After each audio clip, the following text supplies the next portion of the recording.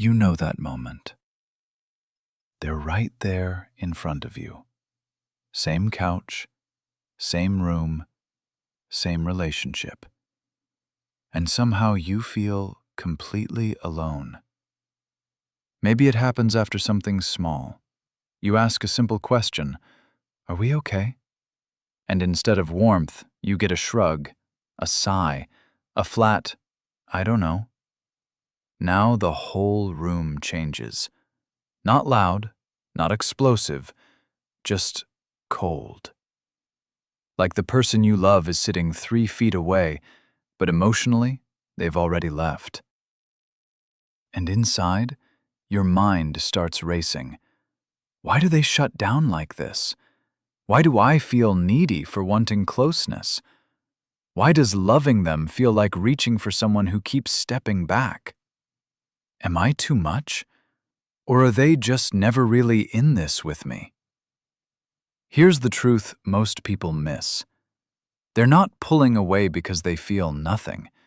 They're pulling away because closeness is touching a part of them that never learned to feel safe. So no, you're not failing at love. And this is not automatically a sign you chose the wrong person. A lot of people who look calm on the outside are deeply withdrawn beneath the surface. And a lot of partners standing next to them have been blaming themselves for years.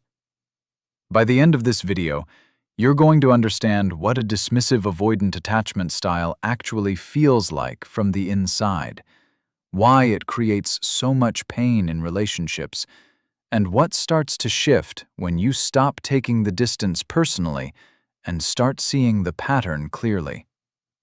Let's get into it. Most couples believe the problem is simple. One person wants connection, the other person doesn't. But the real truth is deeper than that. What looks like disinterest is often protection. What looks like coldness is often overwhelm. And what looks like "I don't care" is very often a nervous system that learned a long time ago that needing people is dangerous. That's the part no one explains.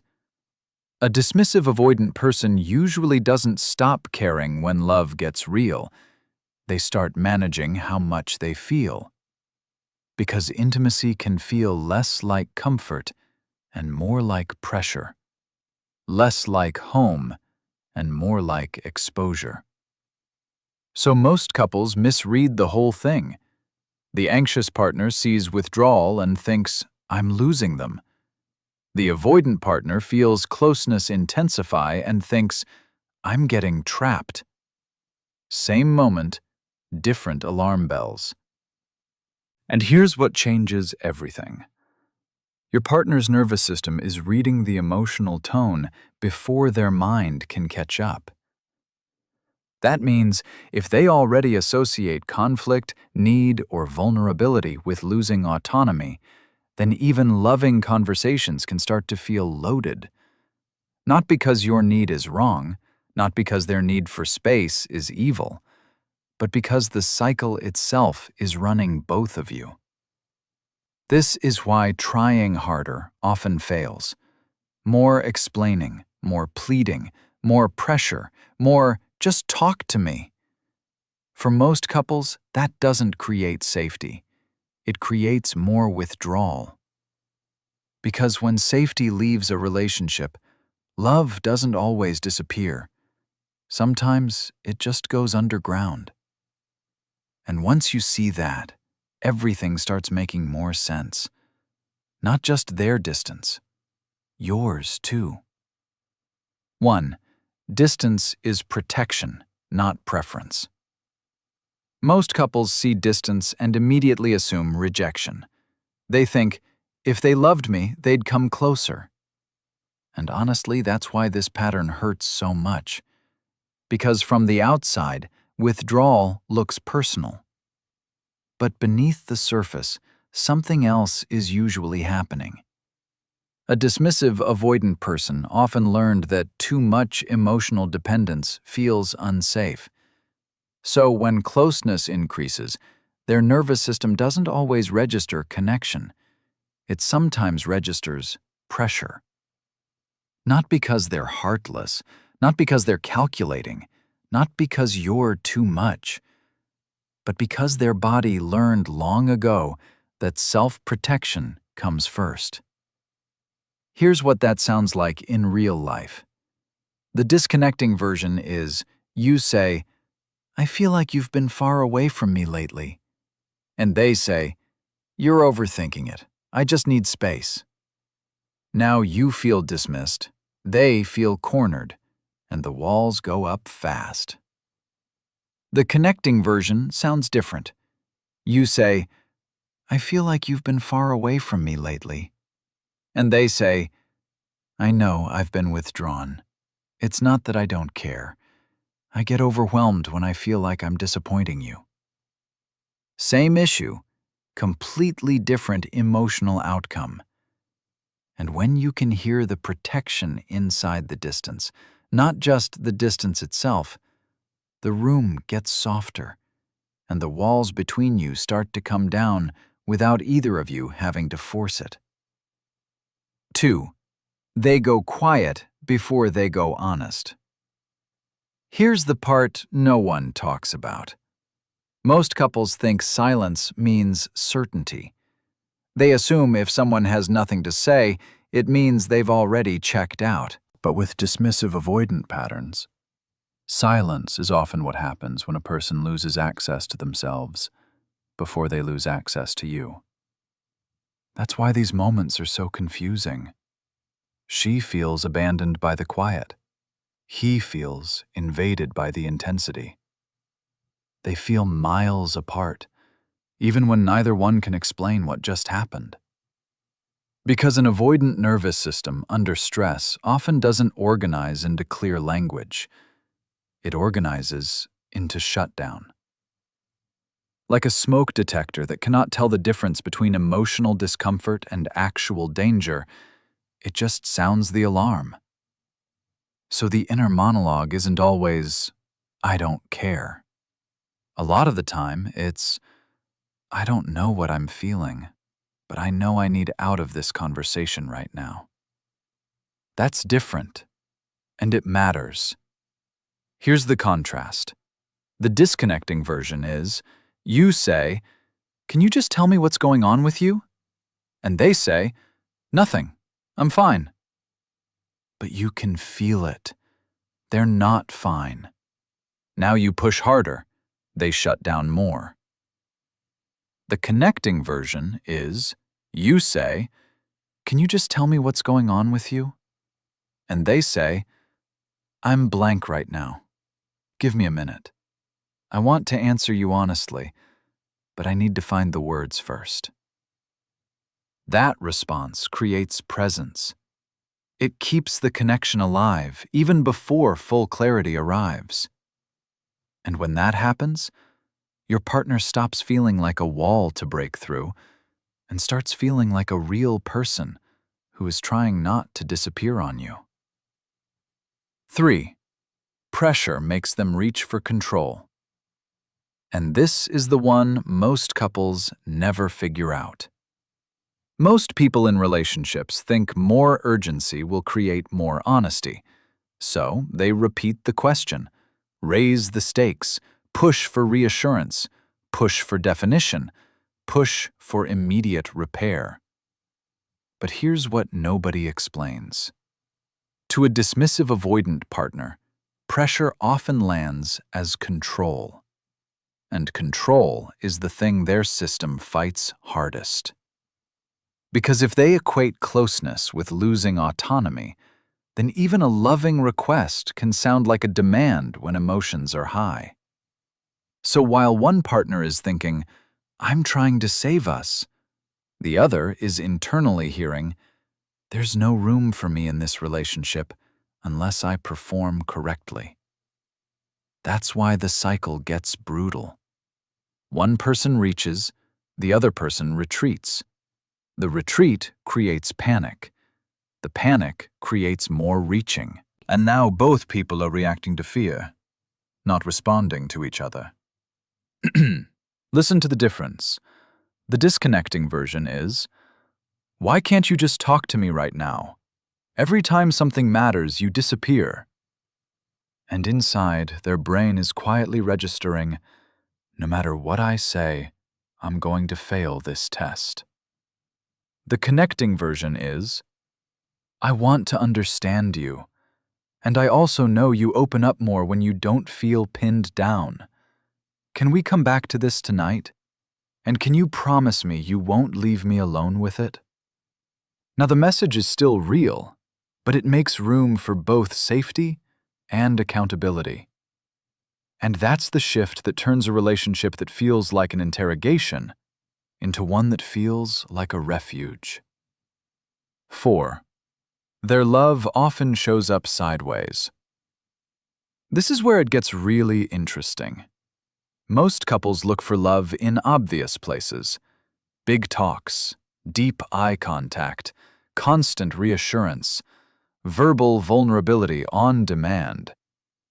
And when a dismissive avoidant partner doesn't naturally offer those things, the assumption becomes they must not be emotionally available. But love doesn't always show up in the form you were taught to expect.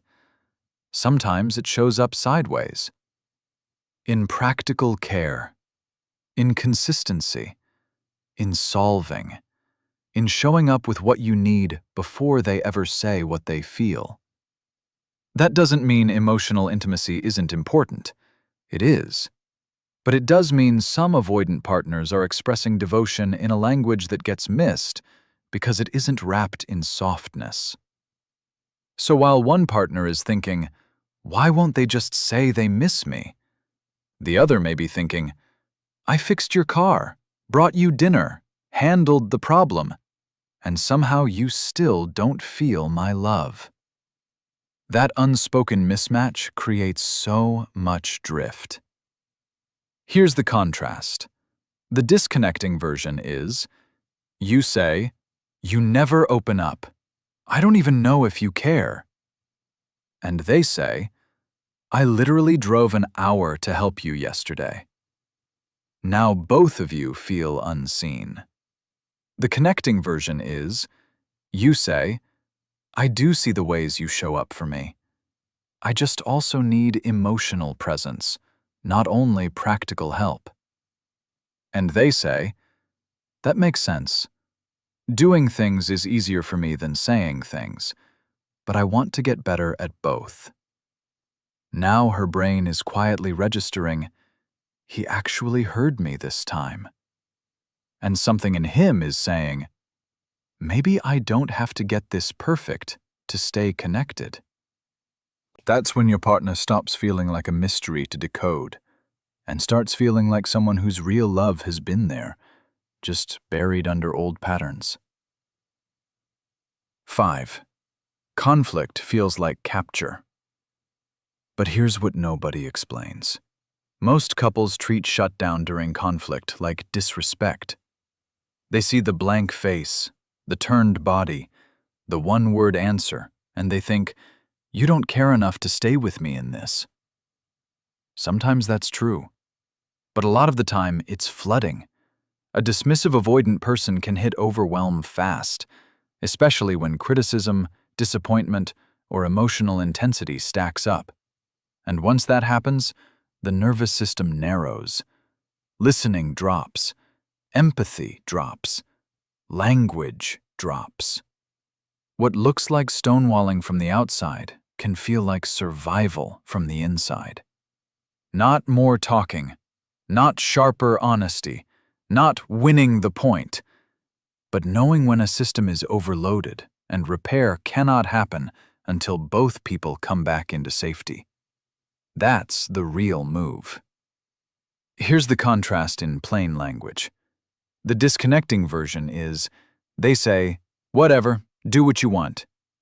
Then they leave, go cold, and never come back to the conversation. Now you don't just feel hurt, you feel abandoned. The connecting version is, they say, "I'm getting flooded. I need 20 minutes so I don't say something defensive. I am coming back. I'm not leaving this unresolved. That right there is huge, because the break is no longer abandonment. It becomes regulated space with a return built in. And when you practice conflict that way, the relationship stops feeling like a battlefield and starts feeling like a place where even hard moments can be survived together. 6. Healing begins when need stops feeling weak. Here's the part that changes the whole game. Most couples wait for the dismissive avoidant partner to magically become expressive overnight. More feelings, more vulnerability, more reassurance, more emotional fluency. But that expectation alone can make the person shut down harder, because it still frames intimacy like a performance. Healing doesn't begin with perfect openness. It begins when need stops feeling humiliating. When saying, "I missed you," no longer feels like losing power. When saying, "I need a minute," no longer feels like failure. When being emotionally available starts to feel real, not dangerous. This isn't a communication hack. This is just what emotional maturity looks like. A person learning to stay connected without losing themselves. A partner learning to ask for closeness without making closeness feel like capture. That is the identity shift. Not, how do I say the perfect line, but who am I becoming in love? Here's the difference on the ground. The disconnecting version is, I shouldn't have to tell you what I feel, or needing reassurance is pathetic. Now both people are trapped inside pride. The connecting version is, I'm not good at saying this, but I think part of me pulled away because I felt exposed. Or, I know I came in intense. Underneath that, I was scared and wanted closeness. What's moving through her is, I forgot how good it feels to be met instead of managed. What's moving through him is, maybe vulnerability doesn't erase me. Maybe it brings me back. And that's the shift that turns love from a power struggle into a place where both people can finally exhale. 7. Secure love is built in the return. And here's what changes everything. Most couples think progress means the avoidant partner never withdraws again, never shuts down, never needs space, never goes blank. But that's not real.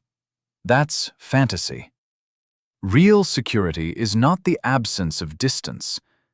It's the ability to return from it, to come back after the shutdown, to name what happened, to offer repair before resentment hardens into scar tissue. Because emotional distance in a relationship isn't one giant wall. It's scar tissue that forms slowly, over 100 small moments that never got repaired. So the real question is not, will we ever get triggered again? The real question is, when we do we know how to find each other again? That's where secure connection is built. In the return. In the turning toward. In the sentence that arrives after the silence. Here's the contrast. The disconnecting version is, 2 days pass. Nobody says anything. Both people act normal. But beneath the surface, the unspoken story becomes, I guess my pain doesn't matter here. The connecting version is, they come back and say, I know I got withdrawn after our conversation. You didn't deserve that. I was overwhelmed and I want to try again. And the partner says, thank you for coming back. I don't need perfect. I need repair. That is connection. Not flawless connection, real connection. And when you build that kind of return into your relationship, the drift slows down. The walls soften, and love starts feeling less like something you're losing and more like something you're both becoming. So if this is your pattern, hear me clearly. This isn't about blaming the withdrawn partner. And it's not about shaming the partner who longs for more closeness. It's about finally seeing the cycle for what it is, so you can stop turning each other into the enemy. Because these aren't just tips. They're a different way of loving, a different way of listening, a different way of staying present when your old patterns want to run the show. And when you internalize that, you stop reacting from fear and start responding from truth. Your partner feels it. You feel it. The whole emotional climate changes before the conversation even fully does. This is not a checklist. It's an invitation to become someone who can hold both connection and freedom, closeness and self-respect, need and dignity. And honestly, that changes everything about what becomes possible between you and the person you love. Real intimacy doesn't start when someone stops pulling away. It starts when both of you learn how to make love feel safe enough to stay.